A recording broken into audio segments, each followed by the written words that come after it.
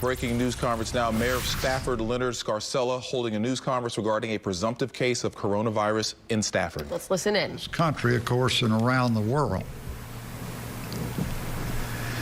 It takes on a totally different context when you realize that the affected patient lives only a few blocks from here. And something that occurred totally without any warning, notice, or anything of that nature. But I do have a press release which each of you may want to get a copy of. I'm going to read that, but I'm going to also then make a few comments. At that time, I will turn it over to our fire chief, Chief Larry DiCamillo, who's been with it from the first moment that we became aware that we had such a situation.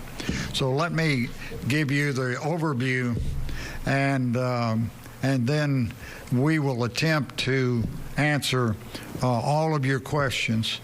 I guess the one thing that we have going for us is that when you've watched all these other press conferences, you realize they don't have all the answers either, and they're looking for answers. Well, we are too, but yesterday, the City of Stafford Office of Emergency Management was notified regarding a patient identified as a presumptive positive for the COVID-19 coronavirus. Test results were received after transport to a local hospital following treatment by the City of Stafford Fire Department and Fort Bend County EMS personnel. Immediate health and safety measures have been implemented for all of our first responder personnel who responded to this incident, and I can't emphasize enough how critical we feel that is, because these people are literally putting their health, safety, and lives on the line.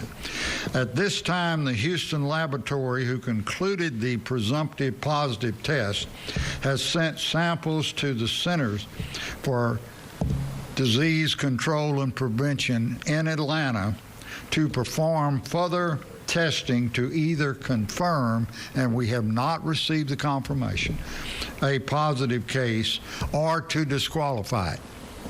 As always, the public should remain vigilant regarding proper measures to prevent the spread of any disease by following the guidelines provided by the CDC. These can be found on their website, www.cdc.gov/coronavirus. The City of Stafford Office of Emergency Management is continuing to monitor the ongoing situation and is working with Harris County Public Health, Fort Bend County Health and Human Services, Fort Bend County Office of Homeland Security and Emergency Management, as well as our federal partners as this situation evolves.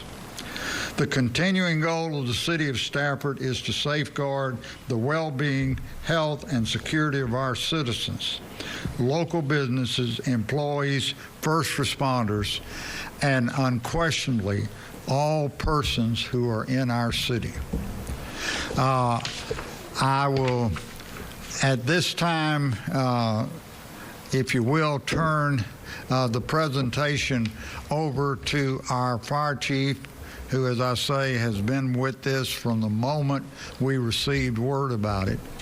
And he will answer the questions he can. I am certainly going to be available to answer any questions that I can. And we want this to be open and transparent.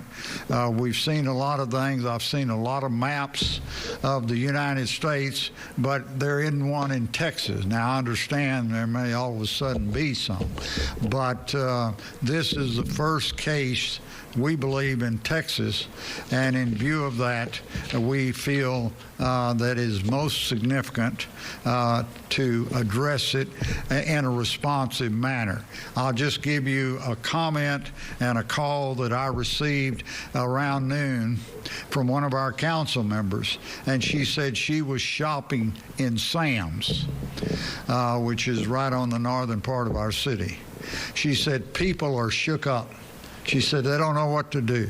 She said we have to somehow communicate and inform them that we are on top of this. We're doing everything that we can, that we're going to be as vigilant and thorough, but also as responsive as possible. So with that, I'd like to ask Fire Chief Larry D. Camillo if he would come forward, and then he can give you truly some of the facts as they evolved and developed in this case. Thank you, Chief. Thank you, Mayor. Good afternoon. As Mayor Scarcella outlined, we don't know as much as I would like to know. As a city, as a fire service professional, I'd be happy to ask any or answer any questions that you may have specific to this. Understand this is very early on. Obviously, the onset and our notification, as the mayor said, began just yesterday evening. And so whoever has any questions, I'd be happy to offer what I can. So did you just get an initial call? Yes. How did it call? Somebody calls in respiratory distress? Yeah. The way that this, the genesis of this entire incident in our city, and I'd like to qualify everything by saying that right now we are treating this as a presumptive case. Nothing has been confirmed by CDC Atlanta. This is all localized testing that's going on. Out of an abundance of caution, we're treating it as though it is. We have a duty to our citizens. I have a duty to my first responders to make sure that we are treating it accordingly, obviously. Specific to the incident, we received a call, a typical emergency medical type call that we responded to in conjunction with our EMS partners to our neighborhood within our city, and it presented like any other. And then EMS took them to the hospital, or you? Correct. Our personnel on board the fire truck assisted with patient care, packaging, and loading of the patient. We then returned to service. EMS transported to a local facility here in the Fort Bend County area. Additional testing and other steps were taken at the hospital, and then we were notified yesterday evening of this current initial stage. Are there any safety measures that you take, or could you talk about those additionally that you take given the nature of this virus? Specific to this, a number of weeks ago, we put out guidance to our personnel, made sure that we had inventories, in particular for respiratory protection, because obviously that's going to be the path of greatest transfer from patient to patient.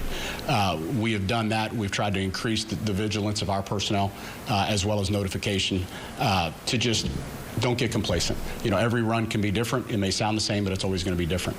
Specific to this incident, you know, all of our apparatus have the N95 mask. We have the protective gowns. We have the protective eyewear. We have spares. We have spares for spares.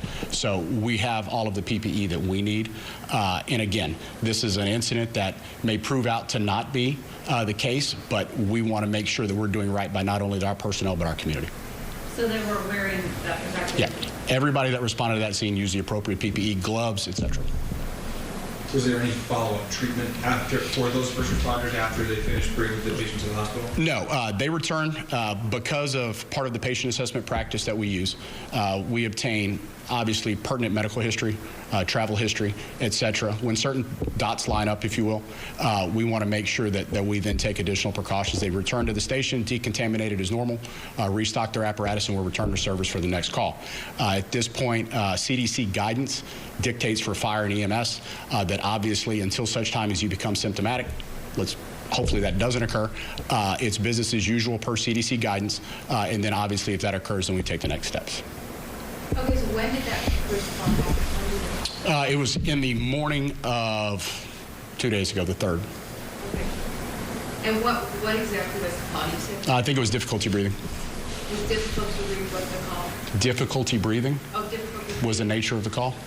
So what made them say, let's suit up with all of this protective gear? When they made contact with the patient, what he was presenting with was symptoms, as well as travel history, medical history, etc. Are you able to say where that patient was traveling? I cannot. And so when they arrived on the call, were they already wearing the mask as well, or was that sort of? No, our personnel never entered. The patient presented in a way to where our personnel never had to enter the residence, so where we were in fresh air environment the entire time. So they were donning their protective equipment as they were approaching the house. So they They've been responding to calls today as well? No, ma'am. Their actually shift cycle is normal. They're off duty. But when will these guys be with? They're on their 4 days off. Okay, 4 days off. And how many personnel are we talking? 3 3 personnel. from the fire department, 2 from EMS. What is it like to have this the presumptive case right here? What's it like to me personally, or as the fire chief? The fire chief. As a fire chief, it's disconcerting. I have 93 personnel I'm responsible for. And so when I go to bed at night, we need to make sure that we're doing everything we can for them and their families. The mayor, city council has always gone out of their way to make sure we have what we need. And consequently, that extends to making sure that in the course of their duty that we take care of them on the back end should something like this happen. It sounds like you've already prepared ahead of time, though. You kind of had it. You can always be prepared mentally. You can have procedural documents and guidelines in place. When you get down to it, it's only as good as how it's followed. And our guys our guys and girls do an excellent job every day. And it's just one of those things. It's part of the job, serving the community. But the persons, the neighbors were notified that No. it was came, stuff like that? No, sir. How many other people are in the house with this individual? I cannot answer that question. I do not know. No. Actually, I can't answer that. I do not know. Is this case at all connected with the 2 in Northwest Harris County? I will allow Fort Bend County HHS to lead into that and answer that question. Can you provide any more insight on that man's condition once firefighters arrived? He was ambulatory. He was talking. There was nothing that would indicate it was critical in nature at that time. So if these firefighters wanted to take time off or quarantine themselves, can they? Sure. Okay. But I can't control what they do on their days off. Okay, but I'm saying in 4 days, when do they come back to work? Their shift cycle, Chief Magani, when do they return back to work? Sunday. Sunday. Okay. So, I mean, they could have contracted the virus from him. That is one theory, but we could also go down the path of CDC results could come back late today or tomorrow and rule it out completely. So if we get those results and he is positive, sure. If they get the results that he is positive, are they going to be quarantined?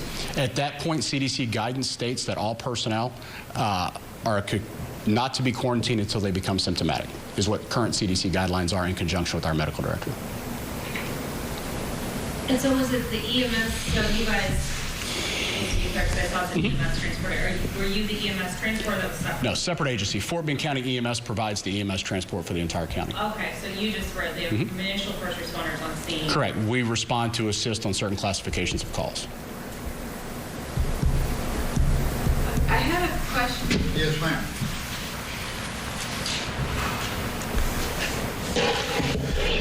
Any idea how many people in the city are being quarantined who've had contact with him at this time? The only people that have been considered, and the chief can respond directly on that, for the potential for quarantine have been those that were involved. Chief, you want to? Yes, sir, I will. I'd be happy to. Specific to your question, quarantine, just to be frank, let's look at King County, Washington.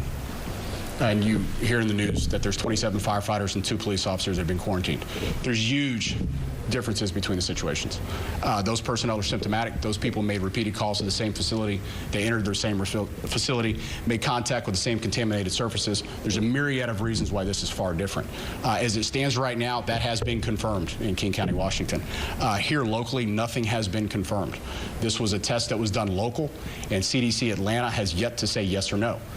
So to presume that this is, and to automatically assume that we must start quarantining vast swaths of our city on maybes, I think is premature. But at the same time, too, we're also pushing out information to make sure that our population, our employees, our businesses are educated.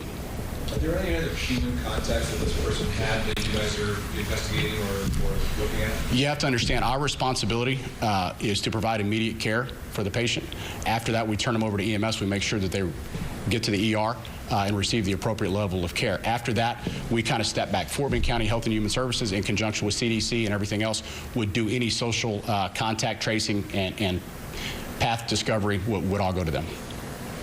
Okay, but now there's people in Stafford who are going to be calling firefighters So they're going to need service from firefighters Sure. on Sunday, and they're going to be wondering whether firefighters potentially contracting coronavirus are going to be showing up at their door. If I'm saying, I think that's a stretch, but yes, go ahead. people are already leaking those thoughts. People Oh, are, absolutely. They're thinking a lot about Which is why we're here today. Right. So just to be completely transparent about it, Please. if this guy, if CDC comes back and says, yes, he does have Right. COVID-19, what's the plan in the fire department? The plan within the fire department is in consultation with Fort Bend County Health and Human Services, CDC, our medical direction, Dr. Joanne Zeldua, in conjunction with city leadership, Mayor Scarcella, and city council.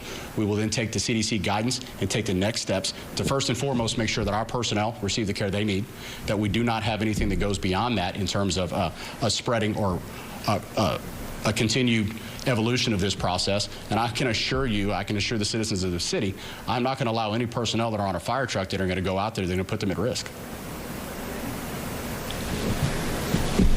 All right, do we have any additional questions or comments? Yes, sir. How are you guys handling questions from the public? I know the Fort Bend Health Department has set up the phone bank to answer those questions from the public, but when you say something like a council member says she's noticing that people in the community are shook up, how do you guys handle that? How do you address it? We are not going to have a hotline or anything else. We have a TV station that everybody in the town can get watch it, but the main thing we want to do is to communicate to the citizens of Stafford, the business people, and remember, we have 19,000 people roughly in the city, but we have over 50,000 people that work and come here for various services, including going to In-N-Out Burger. What we want to make sure is that we communicate the same information on a very responsible basis. Let me just, and I'm going to hearken back to what I said at the opening. All of you, and myself included, the chief and everybody else in this room, have seen all kinds of presentations, discussions, whatever. Yesterday, I watched for over an hour the Vice President of the United States go on this. We don't have answers that other people have yet to develop or come up with. But in view of our proximity and close involvement with this particular situation, which I can tell you on Tuesday, we didn't have an inkling that this might be something we had to be concerned about. Here yesterday, it all unfolds. Today, I was getting calls from council members and others. What are we going to do to inform the public? They're scared. Well, how do we communicate with? You can't talk to each and every one, and to try to answer every question by phone is simply non-effective. What I do want to tell you is that this city, including our Councilwoman Alice Chin, Chief DiCamillo, the police department, everyone else, is trying to be as open and as forthright with the citizens as we can while communicating in the most responsible way that we can. That is the key. And we invite you and encourage you to watch all of this other. Dr. Fauci is on there with the president or the vice president, whatever else. Whomever can give you information on this. But we don't have any magic source. We certainly don't know of any development of a serum or anything else. What we do know is the people need to be responsible. The president said he hadn't touched his face in 3 days. This I have a hard time believing, but we are trying to encourage everybody, wash your hands for 20 seconds. If you've ever done that and actually measured those 20 seconds, you see it's a little longer than you normally wash your hands. But whatever it takes to encourage people to be safe and to be very cautious and to be very responsible and recognize the potential for problems in this area. That's what we're going to be doing, and that has to be our function. Now, the chief, and he can give you more elaboration if you want it, but in regard to our first responders and in regard to the people that are having to go to others that may have a condition, then we have to be exceedingly careful, and we have to be exceedingly thorough in making sure we do everything to protect them because they are protecting us. Mayor, if I may. Sure. All right, just been watching a press conference in Stafford. Mayor Leonard Scarcella, Stafford Fire Chief Larry DiCamillo about that presumptive positive case in Stafford there in Fort Bend County. It was announced yesterday, the first presumptive positive case of COVID-19 in Fort Bend County. Yes, so first presented as a patient in his 70s having difficulty breathing, and so EMS crews came in and took him to the emergency room where he was treated there, and we understand he's in stable condition, and he had traveled recently. No one is being quarantined at this point who is taking care of him.